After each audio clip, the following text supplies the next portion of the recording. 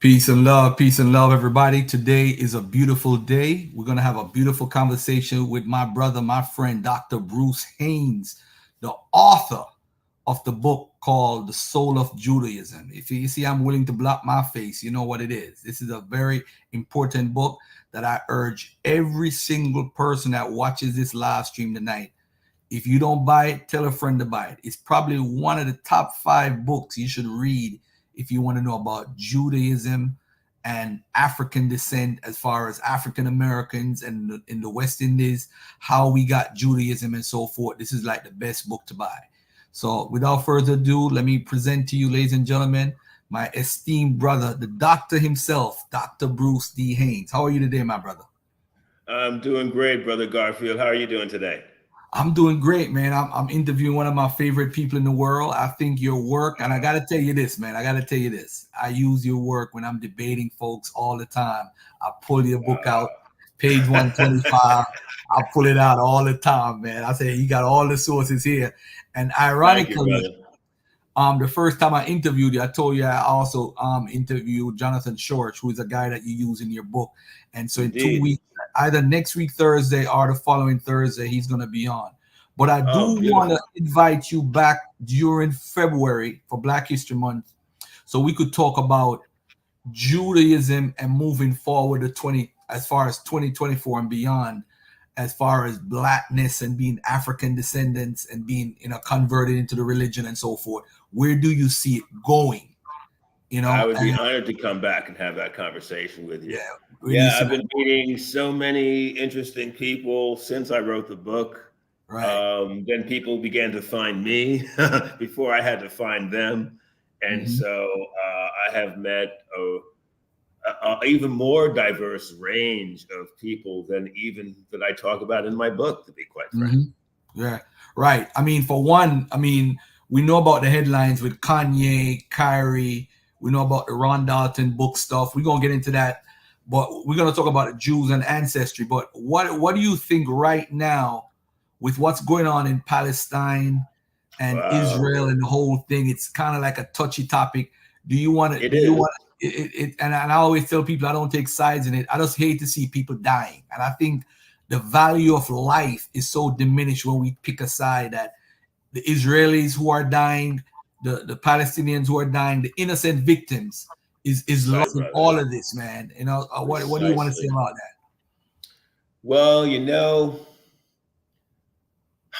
I understand on both sides the frustration, the anger, the pain that both sides are experiencing. Um, for me, it really is about. It's not about Jews and Palestinians.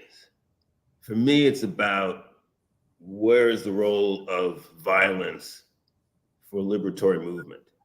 Hmm. I'm old school.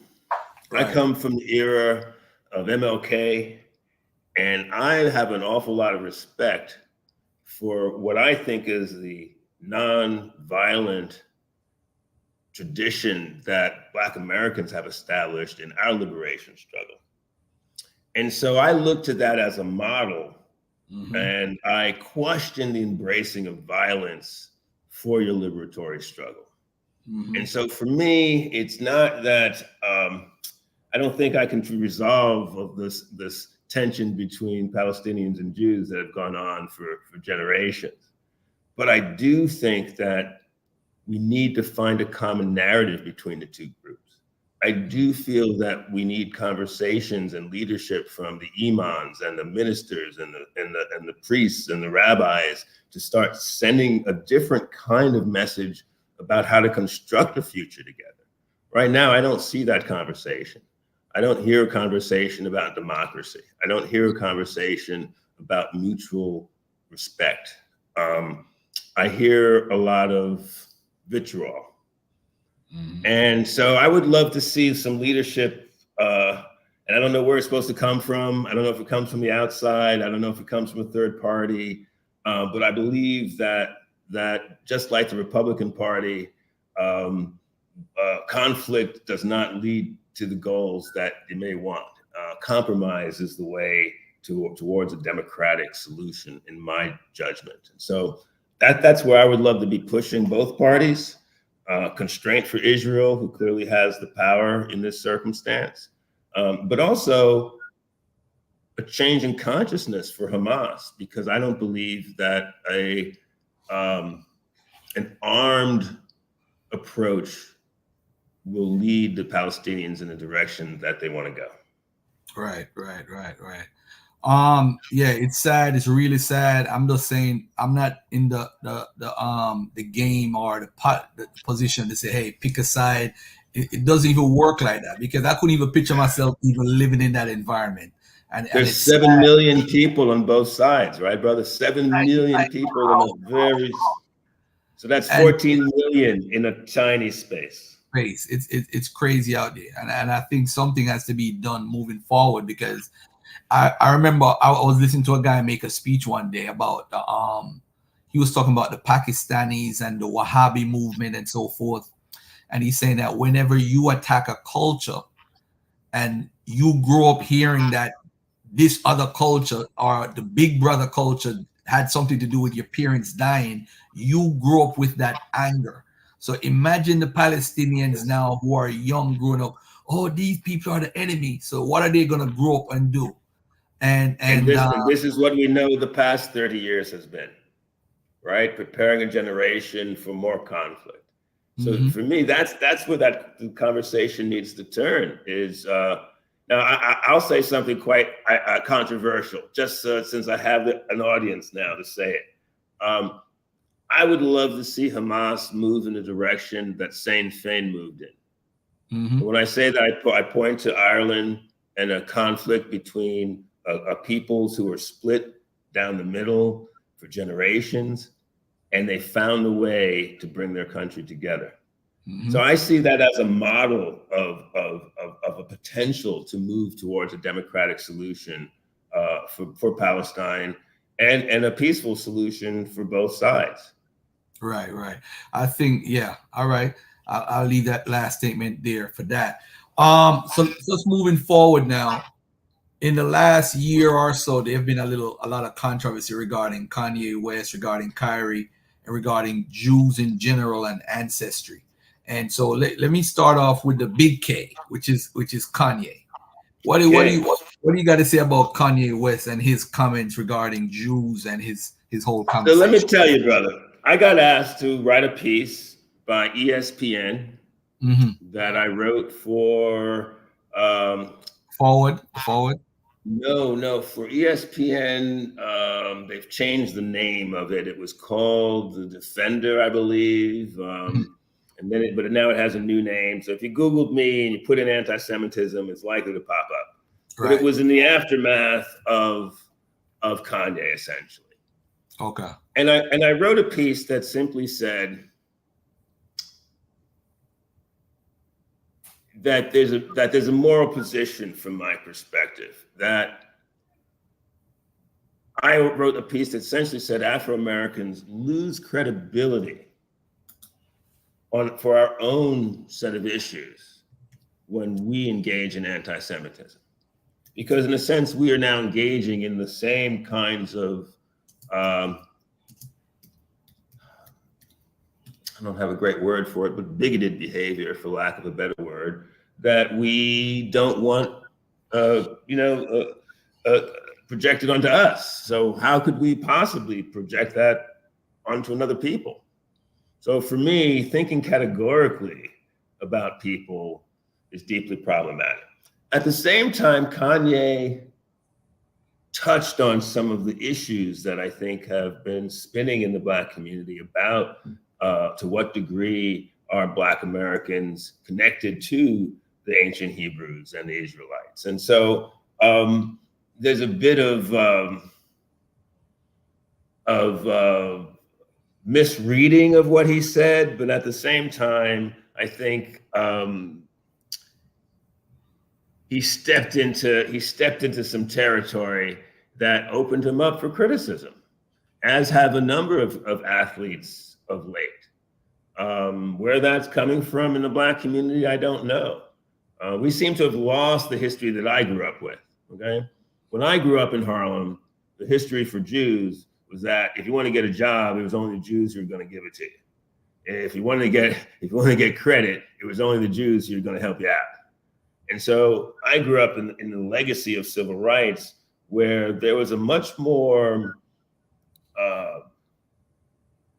respectful relationship between Jews and Afro-Americans with regards to social justice, and believing that we both had common interest in social justice, whether it was Jews helping establish the NAACP, or Cheney and Goodman and Schwerner, who headed down for the voter registration drives and the freedom rides. And so, that's the legacy I grew up with.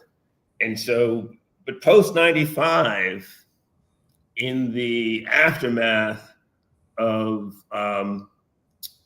really tensions between the Nation of Islam and Louis Farrakhan and the Jewish community, there has been a shift in the narrative. Mm-hmm. And I think that's been unfortunate, because I believe Jews and Black folks need each other in America. Because the enemy is not Jews or Blacks for the other. The enemy is white supremacy. Mm-hmm. And for both groups, it is the far-right extremism and the rhetoric that draws both on racism, anti-Black racism, and anti-Semitism, in fact, wraps them up together, in fact, often in some of the narratives we see coming out of the far right. For me, that is the far bigger threat to our democracy in general, in fact. Yeah. So for me, it goes deeper than just the Jews own slaves and the Blacks become too militant during civil rights. All of these sort of soft issues that have helped push the two communities apart. For me, there's a deeper question about the legacy of social justice in America that both groups have contributed tremendously to, and I believe still do, despite the rhetoric that we're no longer on the same side. Right. All right. So with Kanye, what can we learn from Kanye's let me be frank with you, brother. I think part of the problem for me is the failure of our public education system. Mm-hmm.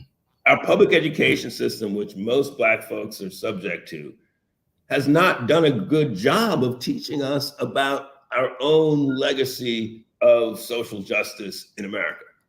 Mm-hmm. So we don't know too much about MLK. We don't know too much about the sit-ins.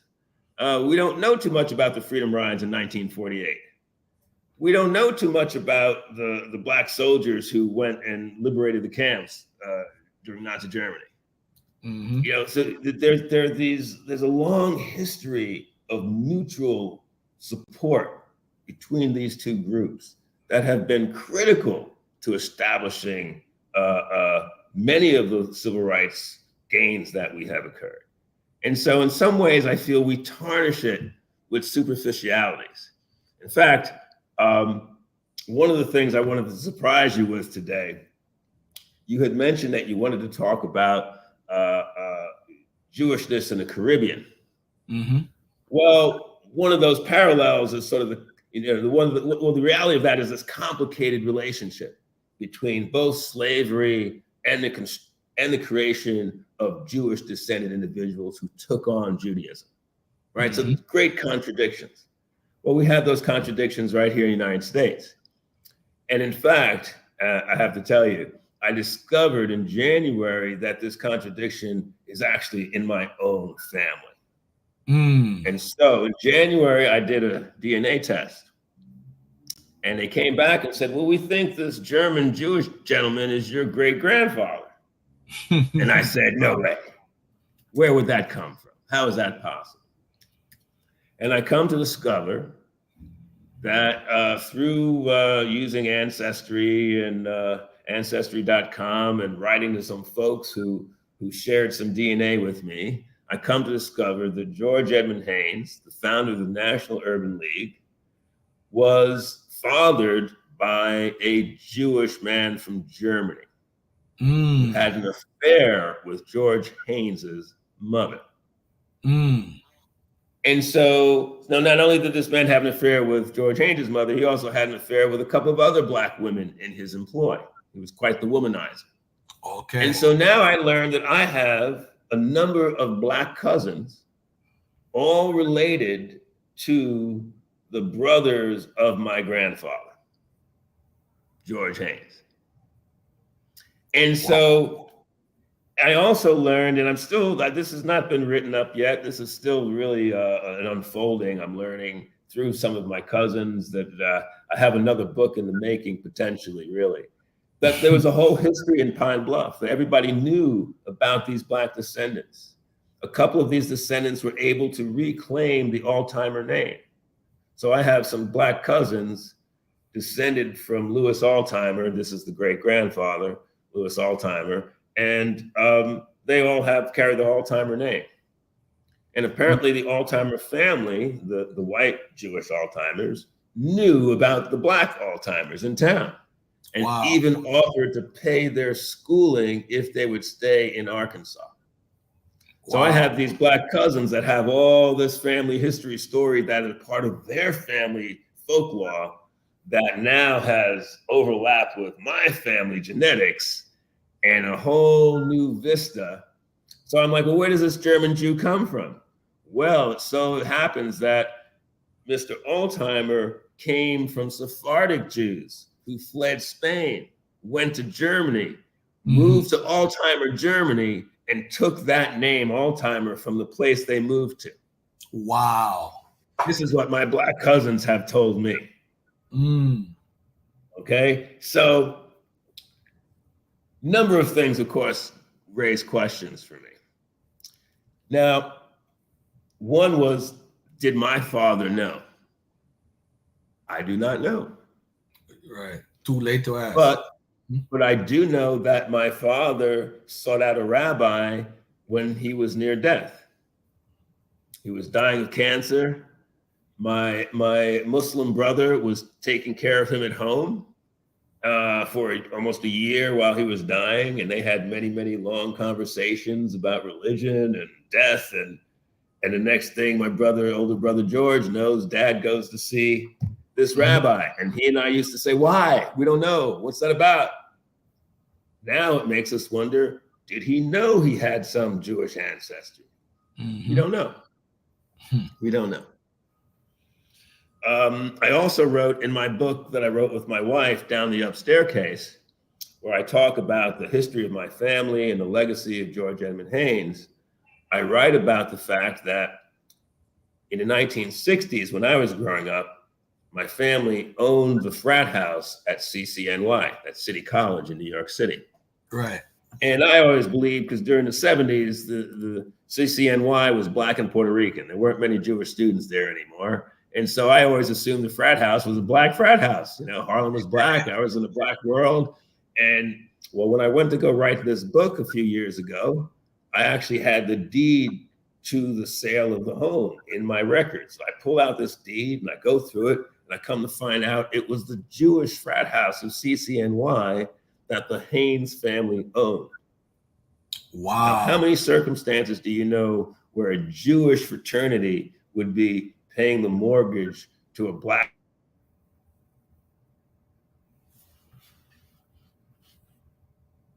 Hold on, I hope it's not my signal. Yeah, I think you chipped out for a little bit, but you're good. You're good right now, but I don't see you moving. Can you hear me?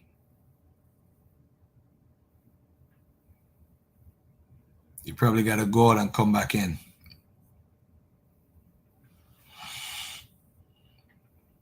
Dr. Haynes, are you there, my brother? All right, there you go. You're back in. Okay, you're back. All right. So you talked about the fraternity paying rent, and then your family Haynes, and that's where you cut off. Right. So I came to learn that, you know, the fraternity that I thought had always been a Black fraternity that the family had owned this property under turned out to be the Jewish fraternity. So now there's a lot of questions there. Now I come to find out my grandfather's father is Jewish, and my grandfather passes a house to my father that the Jewish fraternity at CCNY is paying a mortgage on. How did that come to be?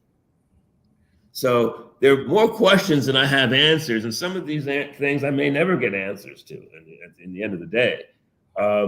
But it suggests that there was a relationship there, that there was some kind of connection that he knew about. But we can't go any further than that to speculate exactly what. According to my cousins, the brothers met each other back sometime in the 1930s. George's older brother, I believe his name was Silas Altimer, and Silas went into the ministry. So both George Haynes, who had flirted with the ministry himself, and his brother, who's 10 years his senior, both descended from Louis Altimer, both moved towards the church. So fascinating connections. There's a rich story there, but it also raised questions about how I found myself writing about this topic in the first place. How did I find myself in these Jewish spaces, taking interest in this intersection of Afro-Jewish identity and trying to come to terms with, well, what does this mean for me, and why am I in this space in the first place? And so it really made me think back about the serendipity of my own biography of the institutions my parents placed me in. I grew up in a very Jewish environment in New York for a Black kid who lived in Harlem. When I look back to the kinds of institutional environments my parents exposed me to, makes me wonder now, wow, was there something that they were still trying to hold on to? Some cultural element of this Jewish world that they still wanted to connect with. Can't answer it. That's just another mystery. Hey, let me ask you this. When you did your DNA test, which company did you use? I went with, it's funny you say that, I wanted to always do a test of all the different companies and see what they came back with, because they are likely to come back with different results. I used Ancestry.com. And I went with them with the reason that they probably had one of the largest databases. So larger databases basically meant more accurate information, more or less. But with Ancestry, I don't think they give you like the Y or the mtDNA. They give you like an autosomal, right? Like an average. Exactly. What can you share with us what it came back as? Oh, so the actual percentage was one portion, I believe it was 30% Nigerian, 15% Cameroon, 14% Central European Jewish, and the rest was a hodgepodge. Okay. Actually, there was a 15% Scottish too, which is hilarious because I have no clue where that came out of. Hey, it's no funny. Scots that I know of in the Haynes line. I did like around 8 DNA tests, man. I did like. Oh, so I'm curious. What did they show? I'm very curious. All show me connecting to Nigeria primarily, and to Ghana and Nigeria, which is my background. My mom used to tell me Nancy stories and all that stuff, and with the background with the Akan people, the Ashanti people, which is connected to Jamaica, and then the Igbo, the culture is there and all that sort of stuff, John Canoe. So this is all the core of Afro-American culture too, right? I mean, that's all. Exactly. And the only one that had a different reading was African American ancestry, which basically they lead you back to a tribe. So they do a whole different thing. They have the most in the database as far as Africa is concerned. They got over 20,000 samples or whatever. So they have the most in Africa. But pretty much all the DNA tests, I could bring them up. I mean, National Geographic is gone for good, but they pretty much pointed me in the Nigeria direction also. But pretty much all of them was the same. Ancestry.com, 23andMe. There's one that called, what is it, Life Form or whatever that's called, but they're all pointing me in the same direction, which is pretty amazing. It's pretty amazing. Exactly. Now you've got me thinking. I think I'm going to have to follow up with the other tests. You got to at least do 23andMe. 23andMe is going to give you your Y marker. That's going to tell you if you have because if your great grandfather was Jewish, Sephardic Jew, and the male lineage came down, you're gonna have J markers in there. So that will tell you who's your Y paternal marker. So you're gonna have a lot of African in the middle, but the J marker is Exactly. gonna be there because it descended from your great grandfather. So that's Interesting. what you should have. So when you take the 23andMe, it should tell you a lot. Because that's going to give you who your mom's is, her mtDNA, and who your father is. So that's going to be good for you. So All right, then so you've been doing you've then been your doing your family, homework on this DNA, huh? yeah, then your family now going to be like, wow, I got to do mine because women don't have the males in them, so they only have the mtDNA.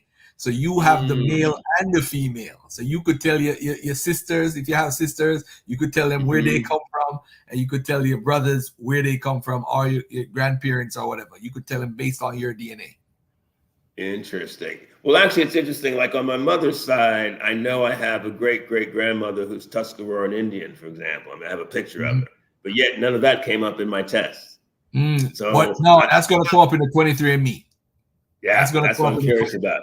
Yeah, it's going to come up in the Exactly. 23andMe. Because their data. I've actually thought about doing that just for the same kind of reasons that you probably wanted to do all of the tests yourself to see Mhm. how do they line up and what differences they show. And I literally videotape myself taking all the tests. Yeah, all of them. Actually, I got to make a whole video about it one day. I haven't had the time, but I do have them on my computer, like 9 different tests and the results, how they came back, and how they are pretty much all the same. And that was wow. like whoa, I mean, with 23andMe though, just to let you know, it's gonna change over time. So they don't keep the database at once and say that's it. Like they'll tell you Interesting. health stuff that's going on with you health wise, a history within your genetic makeup, what you're susceptible to. You know what I'm saying? If it's diabetes or Ancestry will do that, but they want to charge you more to get that information.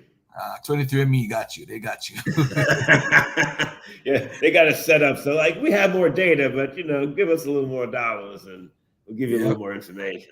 All right. So what about Kyrie Irving now? What do you think about the whole Kyrie Irving situation? He apparently looked at Ron Dalton's documentary or whatever he did, and he decided to share it online, and he got a lot of flack over sharing something that he probably didn't even watch in totality. He probably just saw one part and heard, hey, Yeah. you're the descendant of the Jews. You're the real true Jews. So, and of course, he's a Native American. He's a flat earther. So, I mean, already people think he's a quack. So at the end of the day, it was kind of like, here you go again. But let's talk about Kyrie for a second. Well, what's interesting about this whole situation to me, maybe is the issue is maybe not about this actual incident so much as the power of the internet, and what does it mean when a sports star has 2 million people who follows them? Like for example, I've spent a lot of time learning my craft, but when I teach in the classroom, I've got 100 students. That's a big crowd for me. Mm-hmm. Kyrie's got 1 million. These kinds of differences and impact on our society are tremendous, and so to me that's a bigger concern.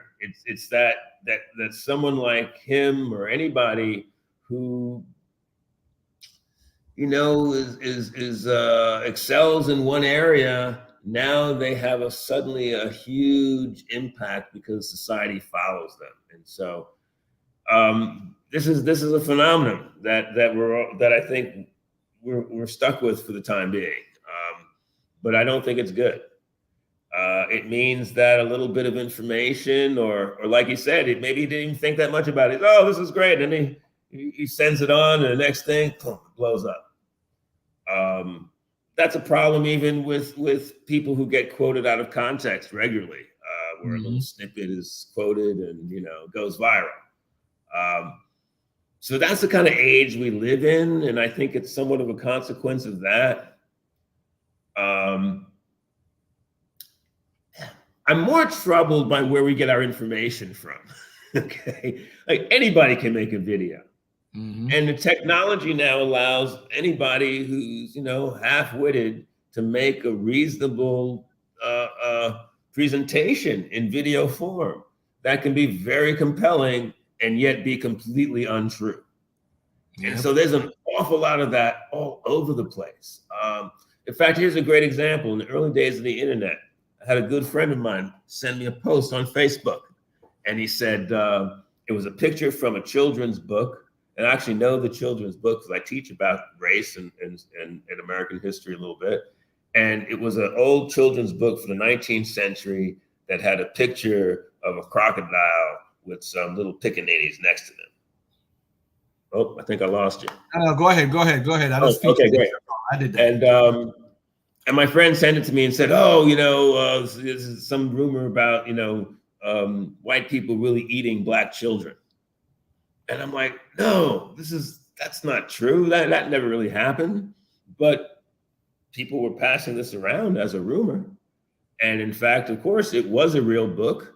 There really were these racist caricatures in children's books. But no, it wasn't a real representation that white folks ate black children. And so, these kinds of power of the video medium is quite profound in the modern world. And so there's a lot of folks out there saying a lot of nonsense in a very believable way.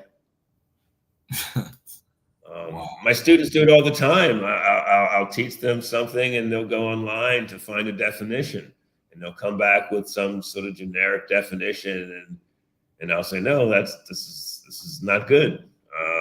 The Wikipedia version is not the version we want. And so there's a lot of that out there. So if you'd write ladies and gentlemen, this is Dr. Bruce D. Haynes. He wrote the book, The Soul of Judaism. Are you going to plan to do a part 2? Because you didn't really touch on the Black Hebrew Israelites. You never really touched on them in this book. Do you plan to do a part 2, The Soul of Judaism, where you could probably touch on what they teach, what they hold to? Well, the Black Hebrew Israelite world, it in some ways it would be like trying to do an analysis of storefront churches in Black communities. There is such a wide variety of practices. It would be very hard to get a real broad scope. I've actually done a fair job of doing that, to sort of distinguish in sort of broad strokes some of the major divisions amongst Hebrew Israelites. But the fine tune that, I think, gets into a far more complicated kind of theological conversation, which I really just wanted to stay away from. Right. My book was really about trying to understand, why did race become central to all of these conversations around what was supposed to be simply a religious practice. And I came to see that that people were negotiating color line, essentially, in the ways in which race came to signify difference as we entered the late 19th century in particular. Right. And it's in that period that we really see sort of the complete shift of Jews out of being considered one of the colored folks of the world and being now suddenly considered amongst the white folks of the world, at least in America. Right. Again, in Nazi Germany and much of Europe, they were still not considered white. In much of the Arab world and the Maghreb, they still were not considered white. So when we say Jews were considered white, we're really talking about a distinctly American narrative about Jewish identity. Yeah. Do you think the media responded to Kyrie in a wrong way or in an improper way because of the traditions? Say, for example, if Farrakhan had made a statement, or Al Sharpton or somebody, and it seems like people gravitate and defend them because of their blackness instead of what the issue really is at hand. Because with Kyrie, it seems like people thought they were picking on him. The media was picking on him instead of saying, "What are you addressing?" Oh, well, this documentary says this. I don't think Kyrie watched the documentary. I don't think he did. I think he probably watched a part of it and liked it, and they'll say, "Hey, I'm gonna promote this." But then again, he could be purposely trying to piss people off, knowing how Kyrie is. But did they approach it wrong? Did the reporter go about it wrong instead of because I now wouldn't look. go so far and say that. I think it's really just as a consequence of the internet. I mean, I think about how much attention football games have been getting lately because a certain star has been attending them.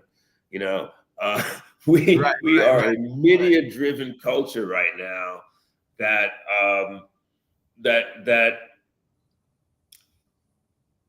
social media has come to play such a huge role in our lives, and so. I really see this as kind of a consequence of an internet age. I mean, you think about it, if this happened 25 years ago, none of us would have ever heard about it. It would have, Mm-hmm. it would have just been something he told his friends about, and it never would have hit the public domain. But in this world where, the president can, or ex-president can tweet the craziest stuff about courtrooms and lawyers, and this is a new age we're living in, where you can talk directly to the public and have a tremendous impact, and maybe an impact that's over and above the kind of impact you should have. I mean, Irving's an amazing basketball player, but I'm not sure I want to learn American history or religion from him. Mm-hmm. No more than you might want to, learn basketball from me. Although I can play hoops a little bit.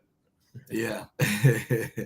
But I mean, if you look at it, Ron Dalton, who I know personally, I mean, he got so many sales right now based on that, out of curiosity. People are saying, "Oh, you can't sell this." I mean, the country, you're free to do anything you want to, but it basically publicized him and made him a star based on how Precisely. they approached it. I'm saying Precisely. if they had approached Kyrie and say, "Hey, Kyrie, did you watch this? And do you agree with this?" Or in a one-on-one conversation, a private conversation, it wouldn't have got blown out of proportion. But sometimes with reporters, they trying to get the new hot story. And plus, Kyrie's so popular. Like if you pick on Kyrie or say something Kyrie did, it's gonna blow up anyway. You're gonna be like, "Oh, you the one that broke the story." So you're looking at a promotion because you got a big some story that you blew Well, out of. this is that feedback loop, right? In the chase for ratings, right? Because Mm-hmm. if you're a reporter, even if it's not a good story, if it's Kyrie, you're going to get a lot of readers, right? Just it's all about clicks now, right? And so Kyrie will bring you a lot of clicks, and so that, that's why I say it's. I wouldn't blame the reporter in a sense. If it wasn't him, it may be somebody else. It'd be something else just as crazy. I think there's an incentive for reporters to do that. There's an incentive in the media to appeal to sensationalism. But I also think that feedback loop with social media, if I notice that any superstar says something that's a little out of order, oh, that's an in for me as a writer, because now I can quote it, post it, boom, and the clicks go. And it's all about market share in this kind of consumer driven media frenzy. Right, So right. so I see that as a lot of the problem. I'm one of the people who are probably in favor of some sort of government regulation over misinformation on the internet. As someone who teaches in a university, many of my students really are not very discerning. They don't have a good idea about how to distinguish good information from bad information, how to ask questions about sources and origins and claims. And so I think those are real political threats to democracy when we have so much misinformation. And I guess I see that I see this repetition of this kind of video from some no-name guy who writes, puts together a documentary. There are just so many of those out on the internet now. Who will be the next superstar because of the right kind of media sensationalism that they draw? This is the age we live in now. Let me ask you this. What do you think about the lawsuit, the anti-Semitic lawsuit that the Nation of Islam has filed with Louis I do Farrakhan? not know about this, so tell me about this lawsuit. Yeah, he's filing a $4.8 billion lawsuit claiming that the ADL has falsely claimed he was an anti-Semite and has garnished his image and so forth. I did a show on Monday. I said, is this a publicity stunt? Because he's 90 years old. This man is not walking around anymore. What is Yeah. really the purpose behind this lawsuit? Is it to make a point? Is it to put himself in the spotlight? I'm like, what is the purpose of this lawsuit? And I find it very, I don't know. I I don't kind of would side with the latter, that it's about publicity. Louis Farrakhan was doing Donald Trump before Donald Trump. And what I Mhm. mean by that is he understood the power of the media. He understood the power of drawing the media's attention by saying controversial things. And throughout the 90s, he was the quintessential manipulator of the media in that way. And so that's been one of his strategies. I've never quite always understood Louis Farrakhan's animosity towards Jews, quite frankly. Um,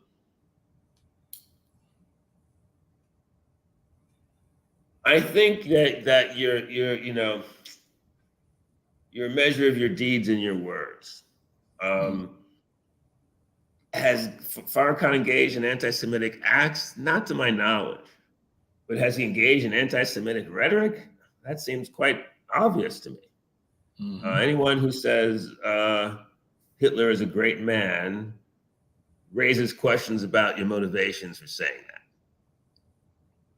I think the same would be true if I said Mussolini is a great man, or if I said Stalin is a great man, or I said Kim Jong Un is a. You say, well, You what? know, What makes you say that? I think he knew what he was doing because he did at the end of the quote say, not great in the sense of that, but he was wickedly great. So he's trying to use an adverb now to try to say, yeah, he's What does great. that mean, though? Right? He's trying. It's like He knew like what he was doing when he said that. He knew it was exactly a what. double entendre, right? It was he was saying two things out of both sides of his mouth, right? Mhm. So no, this is what makes him very. I mean, Farrakhan is a brilliant guy. There's no question he is smart, um, but he's also extremely conservative, and A his lot of people don't politics know has always been conservative. that. A lot of people And don't so know for that about me, him. it's not about the rhetoric of Black uplift. That's all well and good. For me, it's more about the way in which he frames Black politics in such a conservative way, the role of Black women in such a conservative way, the role of gays and lesbians in such a conservative, like these are things outside his domain.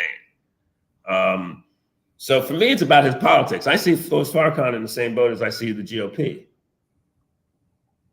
Mhm. They both are about, conservative economic uplift, conservative roles for women, and put the power in the hands of the men.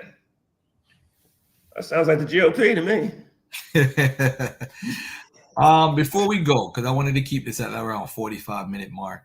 Um, when we think about the Caribbean situation where Jews were allowed to practice their religions in different Caribbean islands, and we understand that some of them brought their own servants or maids or people who they had living with them at certain time periods, and they had to convert them.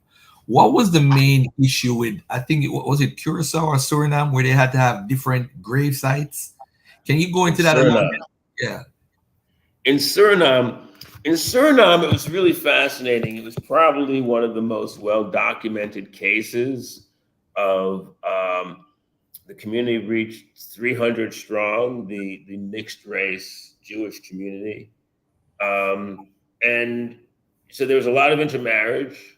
The community grew over time, and the mixed race community within this Jewish community grew. And the as we got closer to the 1700s, divisions over practice, but also seemingly with a subtext of race, seems to split the the communities and remove the mixed race folks out of the community. And it just so happens that that break of the community was taking place at exactly the same time that race was becoming very much solidified in colonial society. So when we look at the early 1700s, the status between indentured servants and African slaves become very much solidified, and the status of slaves and their children becomes in perpetuity, whereas the status of indentured servitude is temporary and contractual. And so that legal distinction is really carved out in colonial law between sort of the 1680s and the early 1700s, just at the moment when things are breaking. And I believe part of that was the necessity of the Jewish community, the white Jews, so to speak, feeling the need to distance themselves from their brethren, despite them all having been, sharing community for a time. The imposition of this colonial racial regime raised off a lot of questions about these mixed Jews running around. And so it seems to me there was a kind of subtext to the religious split, because it's described primarily as a religious split in the documents, but it's a religious split that has this deep undertone of race and Africanness, and practice differences, as some of the practices that the mixed race Jews were keeping were drawing on some of their African roots. So one of them was in particular processions for burials was one of the issues that split the community. The mixed Jews wanted to do a procession and the other Jews did not. And so these kinds of, but it also says something else about Jewish communities. The Jewish communities can split over the most seemingly insignificant differences over practice. Should you have beards? Yes, beards, no beards. Something like that could split a community right in half. And that was an interesting lesson about the way in which sort of Jewish communities have this, there's no centrality to Judaism. There's no pope. There's no formal authoritative structure. Judaism is interestingly decentered and structured around the numbers of people who are present for a Torah service, right? So you have a minyan, you have a service, you have a Torah, and so it's all about having enough people to proceed with religious practice. And so that's very different than Christian hierarchies and other religious forms that tend to be much more hierarchical. So Jewish rabbis have an awful lot of independence. There's not a lot of centralized control over what they say or how they choose to practice. And so it's quite interesting. And then the boundaries are then kept between the different movements as they have emerged and evolved over time, right? So we have the emergence of the Reform movement in Germany and the United States, and an emergence and challenges to old traditional ways of practice, and so you have these tensions and conversations between these groups. And in some ways, I say what makes them all Jews is that they all recognize each other as being part of the same conversation. You're not a good Jew. You're doing it wrong. You should do it like I did. Right? The fact that I'm saying you're not doing it right means I at least think you're in my conversation. Oh, man. And that was something that I found fascinating about the Jewish world that held them together, that the Orthodox and the secular were still tied together in some fascinating symbolic way. Wow. Thank you for that, man. That's beautiful. Hey, ladies and gentlemen, if you have not cop this book, The Soul of Judaism, The Jews of African Descent in America by Dr. Bruce D. Haynes. He's one of the greatest minds around as far as this topic is concerned. Definitely a book you should get. Top 5 in my eyes. Listen, family, how many debates I've won because of this book. I tell you, I'll pull it out. I say, I got the scholarship to back what I'm saying, and I pull it out, especially page 125. I'll tell you that right now. Thank you, Brother Garfield. You don't know, I just want to say that being on your program has been a great surprise and pleasure for me, and a great honor. When you first called me, I had no idea about your program, had no idea who you were, and I had really one of the most engaging conversations about my book that I've had, and I've been at a number of elite institutions having these conversations. So I really appreciate you inviting me back. If you want me back again, I'll be happy to come back and talk about whatever it is you want to talk about. Yeah, I want to talk about this movement of Black Judaism or African American Judaism moving forward to 24 and beyond, and what we can do to put out proper information regarding the culture and how we got to where we are today, and moving forward, where do we see this community going? And as usual, you have differences in opinion, man, just like Christianity sects, Church of God in Christ, Church of God out of Christ, church don't like Christ.